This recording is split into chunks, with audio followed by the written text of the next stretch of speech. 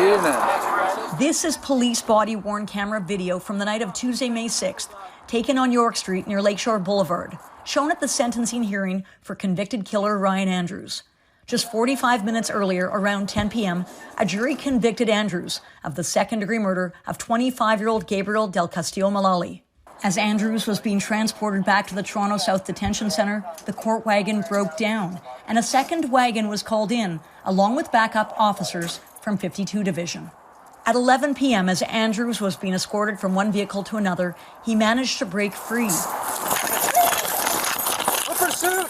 Unbeknownst to the court officers, Andrews had removed one of his handcuffs and was covering his hands with his jacket when he initially exited the court wagon. He began running northbound along York Street as 6 officers gave chase.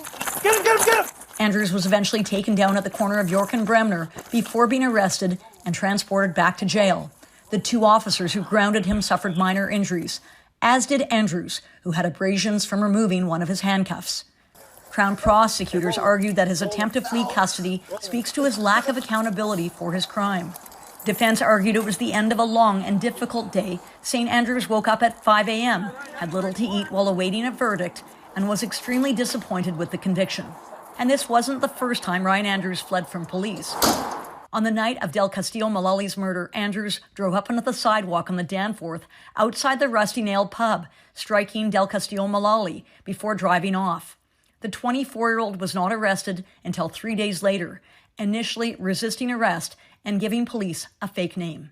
Ryan Andrews was sentenced to life in prison with a parole ineligibility period of 11 years. The Crown had been asking for 15, while defense said 10 years would be more suitable. The judge making little mention of Andrews' attempted escape from custody in handing down her sentence.